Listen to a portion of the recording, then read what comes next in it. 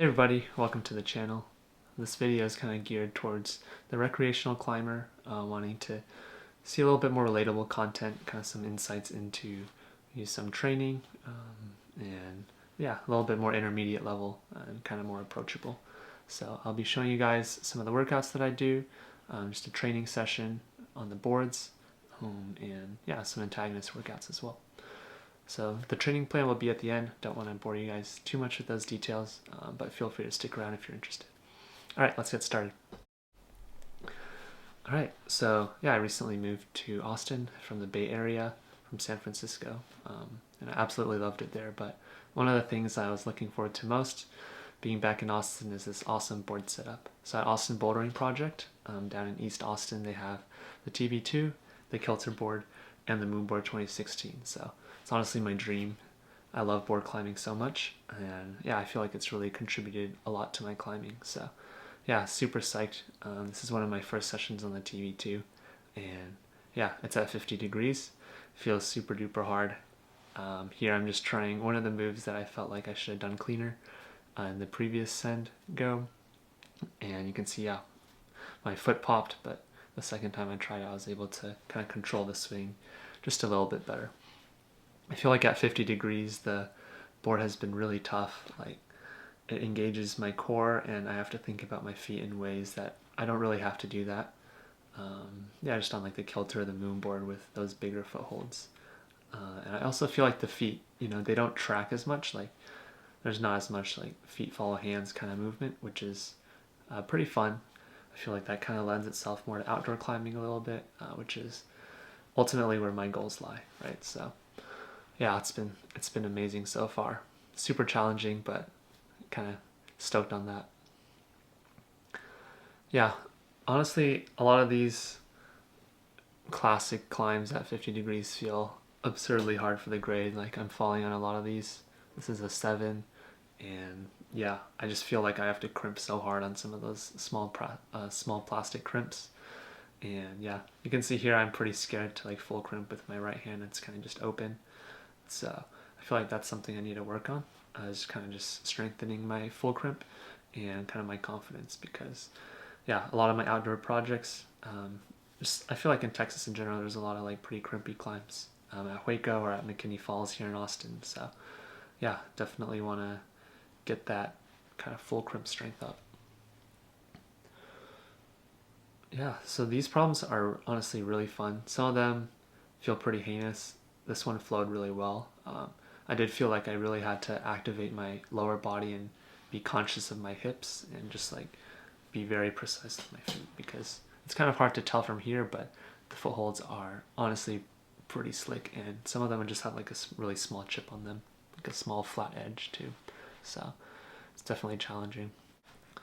Yeah, for this climb, I ultimately wanted to get my right hand to the second to last hold there, because there's no matching allowed, but I mean, I couldn't really figure out the beta. So the thing with the TV2 is I feel like it's pretty new, so there's not as much Instagram beta videos or even on YouTube. So I don't know. There's no Andy Lee equivalent so far. So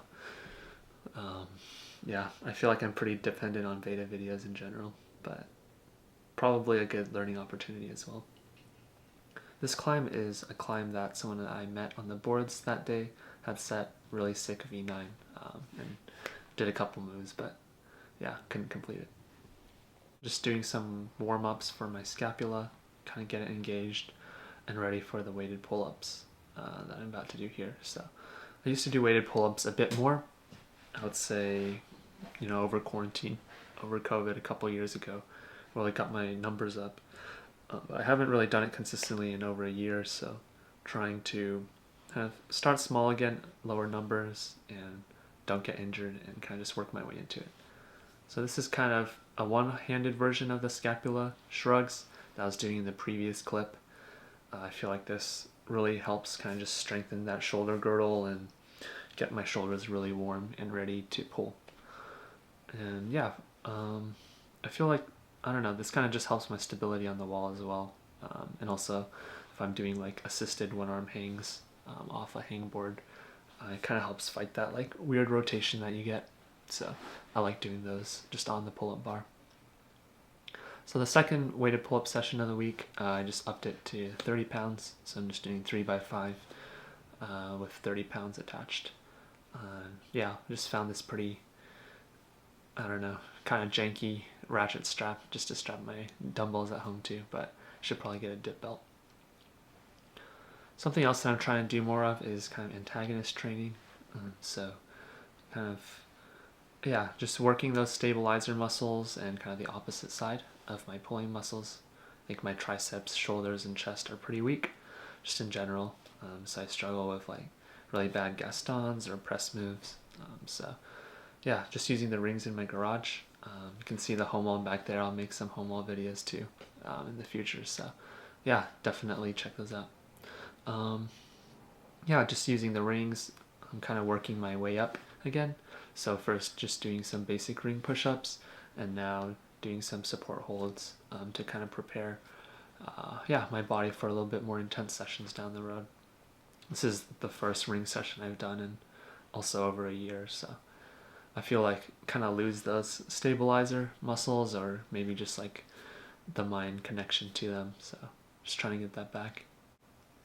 Doing some IYTs here just for my core and my shoulders again. I'm not really strong enough to do them with my feet on the ground, so I just have my knees on my flip-flops. But yeah, just going vertical, kind of making a Y, and then kind of doing T's, so a little bit more chest focused, the more horizontal that you go out. Yeah, definitely felt a pretty big burn doing these, but pretty stoked as well. Oftentimes I feel like after the climbing session, it's a bit tough for me to, work out or have a really quality workout session. So just having a set of rings at home has been pretty good so far. I mean, it's only been a week. I've been at home. Yeah, I just moved back home literally a week ago. So yeah, this is a little bit sped up, but yeah, I did these twice this week and really feel the burn. I felt pretty sore a lot of the days, but I think it's good. Yeah. I'm hoping that working on the tension board more and doing a little bit more close chain core exercises like this will help my tension on the wall, but we'll see. Yeah, I think I just have to be really more intentional about driving with my feet and just making that kind of a habit. Yeah, I think my goal kind of with these videos is also to kind of keep myself accountable. I feel like I used to do training programs like this maybe a year or two ago as well, and was very disciplined and saw a ton of gains. Like I did my first outdoor 9, my first outdoor 10 shortly after some of this training. So yeah, after that I kind of feel like I just did more unstructured climbing, which is, it's amazing too. I had a lot of fun and just climbed a lot of like volume and things like that. But yeah, I have a lot of outdoor goals this season. And yeah, I think doing something like this just helps me, keep on track and have some accountability as well. Hopefully it provides you guys some nice rest day content or some psych as well. So hopefully it's useful. This is kind of my training plan. I have each week listed on the left side and just, yeah, in the rows what else I have to complete in that week. And I don't really like to say like, oh, Monday I have to do this, Wednesday I have to do this, etc. Because I feel like, if I'm unable to climb on a Monday or something like that, if work is tough or, I have other obligations, then I feel like my plan kind of just crumbles. Like, if I climb Tuesday, then I don't want to climb Tuesday, Wednesday, so everything just gets shifted and it's just harder to stay motivated and consistent.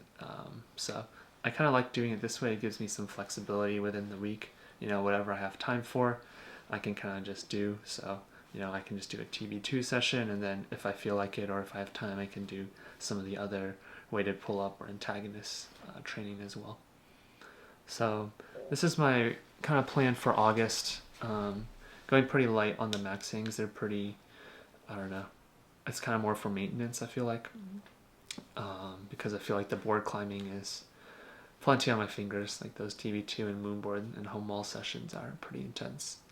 So yeah, I think this will be pretty good for me, and I hope it's helpful for you guys too. And thanks for sticking to the end, Make sure to like, comment, and subscribe if you want to. And yeah, stay tuned for more. Thank you.